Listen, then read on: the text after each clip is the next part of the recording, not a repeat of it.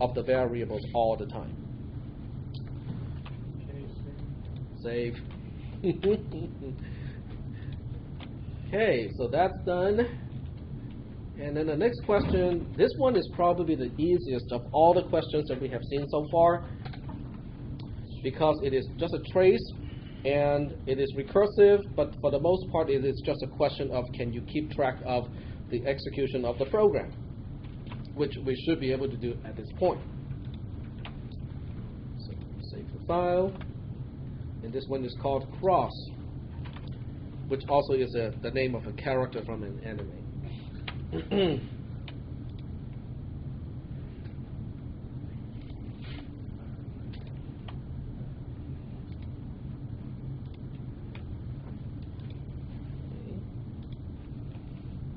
This time we have cross, and this is the code of cross.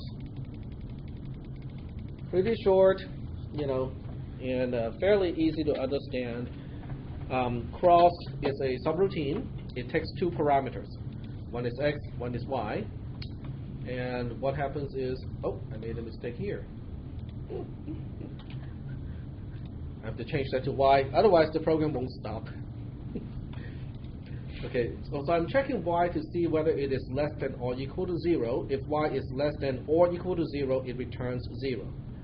Otherwise, it returns the invocation or the result of the invocation of cross again.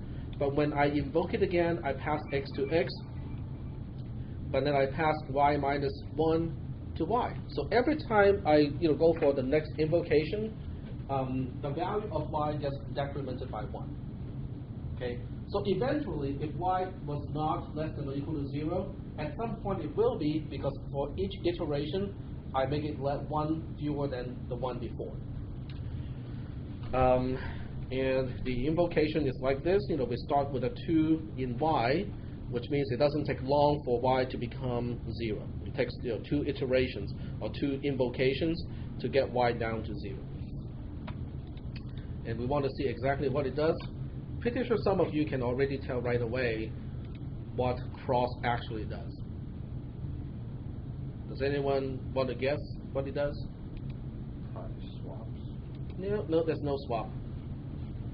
Everything is passed by value, so there's no swapping around. It's multiplication, exactly. Okay, it's multiplication. Okay, so what we want to do is to trace it. And this time it is just a matter of applying the mechanics, to the trace, so it's not very exciting this time.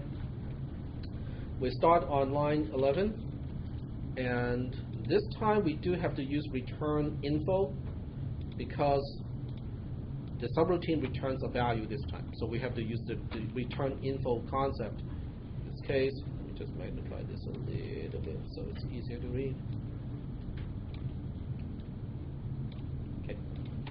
So we have return info, and this time the return info would indicate it is from line 11 and print single question mark like that, because we are replacing the invocation itself by a single question mark.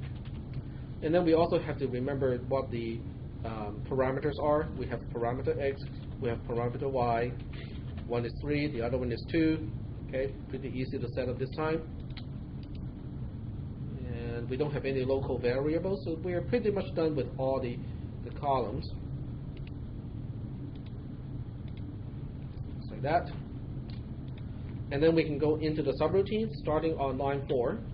Line 4 asks the question. We don't need as much space this time for comments, because we only have this little simple thing to evaluate. Y is less than or equal to 0 is false. Okay, it is false. So we have to go to line 7 at this point.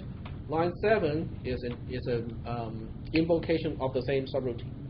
So we have to be careful this time. How do we want to say the return info?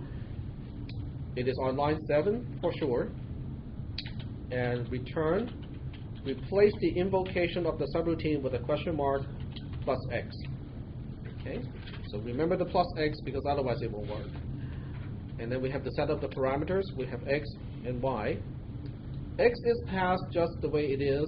Okay, if you look at this part here, so if we are passing 3 to x, so x will start with the value of 3.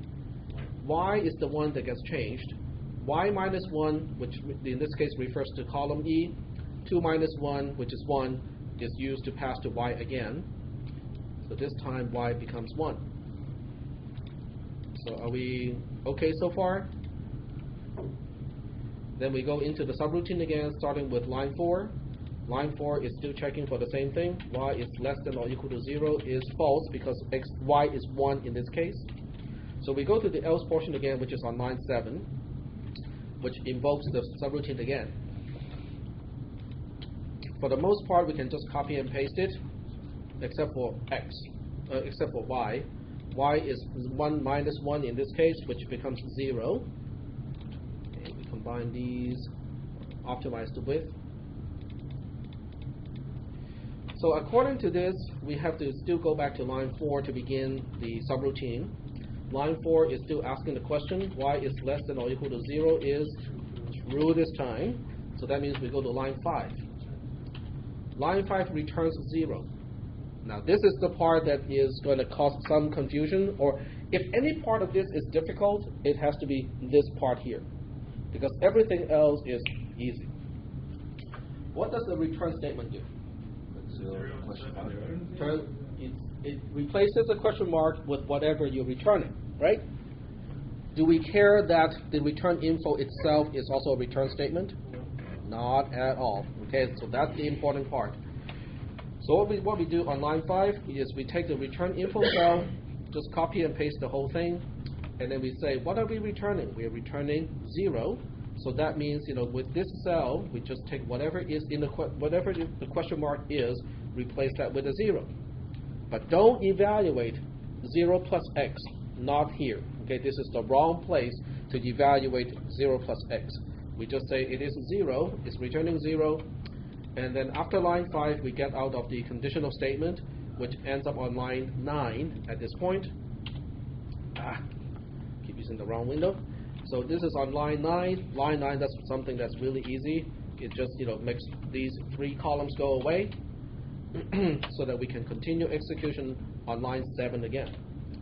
When we execute on line 7 again, line 7 would look like this, but it's using the context of column F to column H. Okay?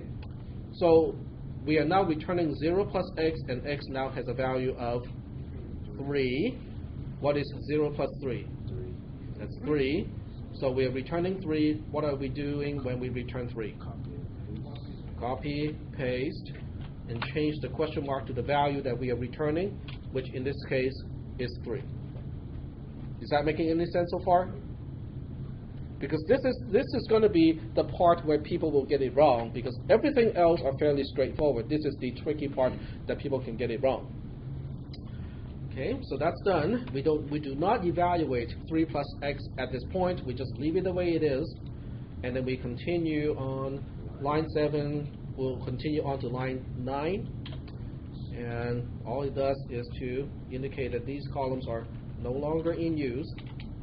And then we go all the way back to say to line 7 again, but this time the context is from column C to column E. And we are executing return 3 plus x.